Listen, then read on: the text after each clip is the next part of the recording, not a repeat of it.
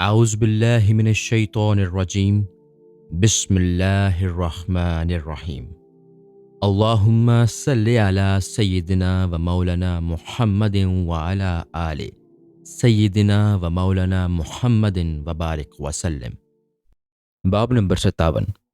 حضرت شیخ ابو الحسن بشنجی رحمۃ اللہ علیہ کے حالات و مناقب۔ تعارف: آپ صاحب کشف و کرامات اور اہل تقوی بزرگوں میں سے تھے اور بہت سے جلیل القدر بزرگوں کی زیارت سے مشرف ہوئے، لیکن اپنے وطن بوشنج کو خیر آباد کہہ کر مدتوں عراق میں مقیم رہے، اور جب وطن واپس آئے تو لوگوں نے آپ کو زندیق کہنا شروع کر دیا، جس کی وجہ سے آپ نیشاپور چلے گئے اور تاحیات وہیں قیام فرما رہے۔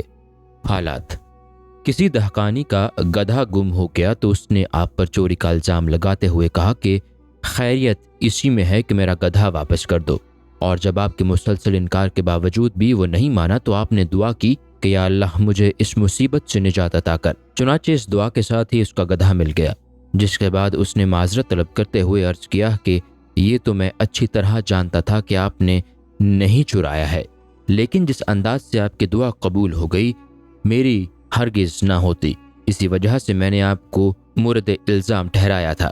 سر راہ ایک شخص شرارتاً آپ کو گھونسا مار کر بھاگا، لیکن جب اسے معلوم ہوا کہ آپ حضرت ابو الحسن ہیں تو اس نے ندامت کے ساتھ معذرت چاہی، لیکن آپ نے فرمایا کہ اس فعل کا فاعل میں تمہیں تصور نہیں کرتا، کیونکہ جس کو فاعل حقیقی سمجھتا ہوں اس سے غلطی کا امکان نہیں، اس لیے نہ مجھے تم سے کوئی شکایت ہے نہ فاعل حقیقی سے شکوہ، کیونکہ میں اسی قابل تھا۔ ایک مرتبہ غسل کے دوران آپ نے خادم سے فرمایا کہ میرا پیراہن فلاں درویش کو دے دو، لیکن خادم نے عرض کیا کہ جب آپ غسل سے فارغ ہو جائیں گے تو دے آؤں گا۔ آپ نے فرمایا کہ مجھے یہ خطرہ ہے کہ غسل کرتے کرتے کہیں ابلیس میرے عزم میں تبدیلی نہ کر دے۔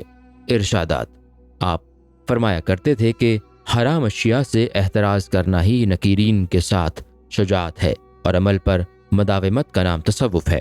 پھر فرمایا کہ نیکی اور نیک کام سے رغبت رکھنا اور مخالفت نفس کرنا بھی داخل شجاعت ہے۔ فرمایا کہ اخلاص وہی ہے جس کو نہ نکیرین درج کر سکیں، نہ ابلیس تباہ کر سکے، اور نہ مخلوق کو اس سے واقفیت ہو۔ فرمایا کہ یہ ایقان رکھنا کہ مقدرت سے کم رزق نہیں مل سکتا عین توکل ہے، اور جو خود کو صاحب عزت تصور کرتا ہے خدا اس کو ذلت دیتا ہے۔ پھر فرمایا کہ بندے کو چاہیے کہ ہر فتنہ پر نظر رکھے۔ آپ کی قبر پر کوئی درویش طالب دنیا ہوا تو رات کو دیکھا کہ خواب میں آپ فرما رہے ہیں کہ اگر دنیا سلب کرنی ہے تو بادشاہوں کے مزاروں پر جا، اگر عقبہ کا خواہش مند ہے تو ہم سے رجوع کر۔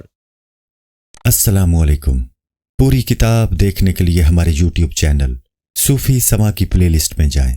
یہاں آپ کو مختلف بزرگوں کی کتابیں ملیں گی، اور جو کتاب پوری نہ ہوئی اس پر کام تیزی سے ہو رہا ہے اور ریگولر بیسس پر اپلوڈ ہوتی رہتی ہیں۔ آپ سے گزارش ہے کہ آپ ہمارے یوٹیوب چینل کو سبسکرائب کر لیں اور بیل نوٹیفیکیشن پر کلک کر لیں تاکہ ہماری آنے والی کتابیں آپ کو ملتی رہیں۔ جزاک اللہ خیر۔